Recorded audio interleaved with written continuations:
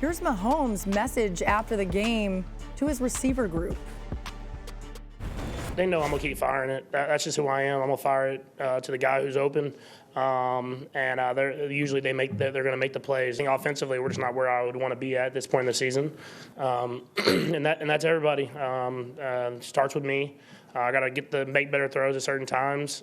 We have to continue to move the ball down the field and just be more consistent thoroughly throughout the game. When that pass went up in the stadium, it was like everything got into slow-mo, and we were all just waiting for this big catch, and it didn't happen. Wait, didn't Marcus say he saw it from the airplane? Yeah. Yeah, I saw it pass by my plane on the way to the. I was like, they about to score. Yeah, I just saw a football fly past my window. Okay, so the end of the game drops, Marcus, are going to be the headline here, but there was more to the Chiefs' offensive struggles than that in your mind? Yeah, listen, you come off of a 5-turnover game, and that wasn't all on the offense. Obviously, Miko fumbled a punt, but Dan, the onus that's been put on these drops is absolutely the story of the Kansas City Chiefs. Yeah. But these turnovers have become an issue too now. Yes. And you cannot, like, this team lost this game by 4 points with 2 turnovers and 6 drops, I believe, in this game. But Pat Mahomes' interception in the red area was horrible. He cannot do that. And for as much as we know Pat is the best in the game, he's not absolved of criticism, especially when your offense is struggling the way it is. Unfortunately for Pat, you can't make mistakes. That's the situation that you're in right now with this football team. And then Travis Kelce also with the fumble. Like, we've seen this happen before this season with him trying to get extra yards and the ball getting punched out. Those are the 2 main catalysts of this offense. If they don't continue to go, we know Pat is still playing at a high level. Don't get it twisted. He's still one of the top quarterbacks playing at a very high level. But they cannot afford to make mistakes. And it's unfortunate for both of them, but that's the reality for the Kansas City Chiefs right now. I think your point of the less margin for error is becoming more apparent this year. I agree he can't make that throw. Yep. I just don't think Patrick's going to do that, as the back end of the season, playoffs come in. Yes, the drops are a part of the conversation, penalties, all that. I just believe that those are all fixable. I really do. If you were going to tell me that, man, the Chiefs have a Super Bowl caliber team, are they going to not get there or win it because of drops and Patrick interceptions in the red zone? I don't think that. For me, I actually think the bigger takeaway is this. At some point, Patrick is going to have to get on the same page down the field with him and his wide receivers. The drops, the penalties, that red zone interception, I honestly believe that they will take care of themselves because those are things that are fixable. They can handle them. But if you have watched this season and you watched last night, there's multiple examples of Patrick seeing one thing down the field and the receivers seeing another thing down the field, and that leads to not only incompletions, but loss of potential big plays. One to Justin Watson and one to MVS. And Troy Aikman did a really nice job on the broadcast of talking about this. So we broke down the 3-level concept hitting the corner. So Watson, this is what I think he has. He has a big post.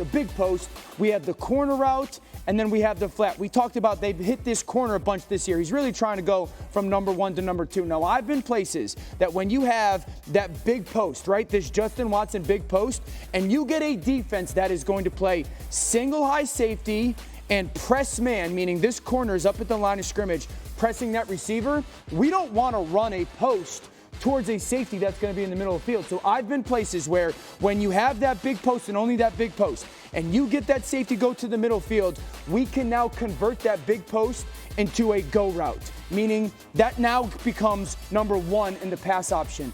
Because I pay attention to this, and I watch Patrick Mahomes see that safety go to the middle of the field, and I see Justin Watson make that release. Now, if you look at this, Watson wins on the release. Patrick is throwing that football, okay?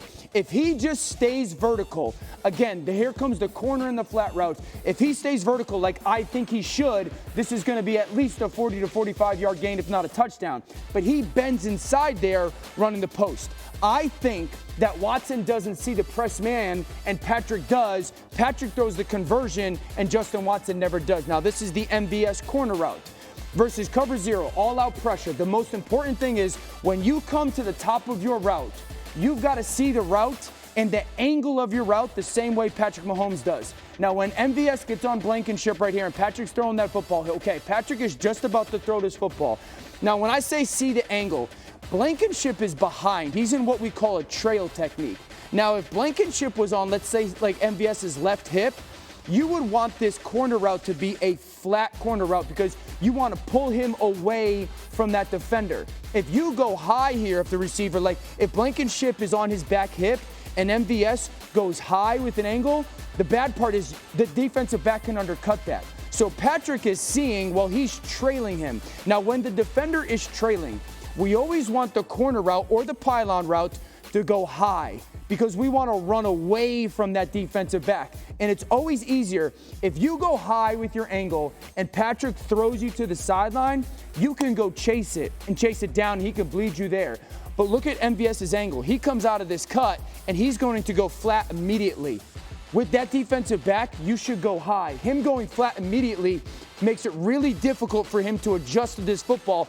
Patrick throws it like he wants him to go with the high angle. MVS takes that flat angle, and there's those two incompletions. So it's really about getting on the same page between Patrick and the receivers, seeing it the same way at that moment when the ball's got to come out of his hands.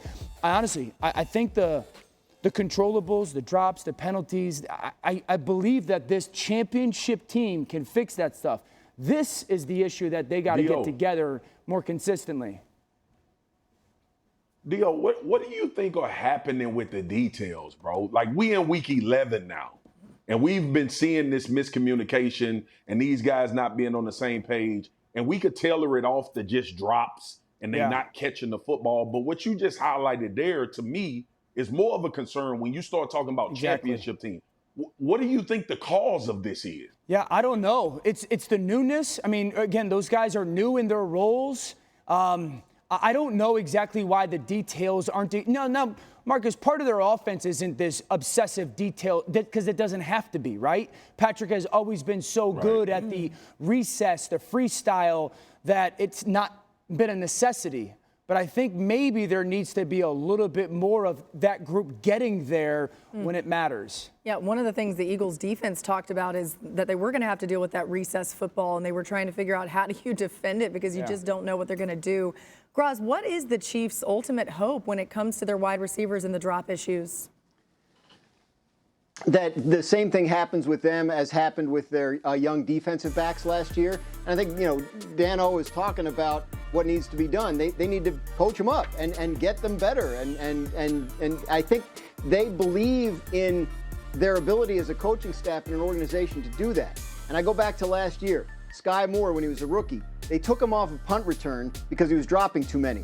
But lo and behold, the AFC Championship game comes along, and because of injuries, he has to return maybe the most important punt of the whole year, and he does a great job. And I talked to him in the locker room after that game, and he said, they stuck with me. Like, you demoted me from punt return, but they stuck with me. They kept with me in practice to make sure that if I was ever called upon to do it again, I'd be better prepared. So I don't think you're going to see them give up on these young receivers at all. I'm not sure they have a choice, frankly. But someone from the group of Kadarius Toney, Sky Moore, and Rashee Rice is going to have to come up, is going to have to, be more reliable. And the Chiefs believe in their ability to do that with young players as the season goes along. Yeah, Dan tweeted this last night. I mean, you see the person that Mahomes is, that he hasn't once blamed his receivers for any of this. Yep. Also, later in the show, we're talking about the Eagles, and we're giving them their love. So Eagles fans, don't worry, that's coming. Did you see this play, guys, from Jalen Carter and trying to catch the spike here? Oh, I saw this, yeah. We're going to see it, and then, we love it when big fellas do silly things. All right, let's listen. It's nice to see a defensive lineman with smarts. What's that like, not around those people? Come on now. Here's Carter on where he got the idea. I saw on the internet, I seen it on YouTube. Some high school kid tried it. He actually caught the ball. So I was like, that's a good idea. And I knew they were spiking it. So, I tried to go for it.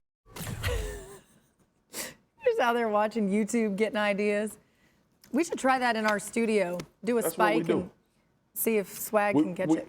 We research. We try to bring the real world to football. Unlike some people that are just so regimented. I've got to do this, I got to do this, I got to do this. We try things. Well, you say we. Who you mean? Not you, Dan. BMBs. There we go. BMBs, Dan.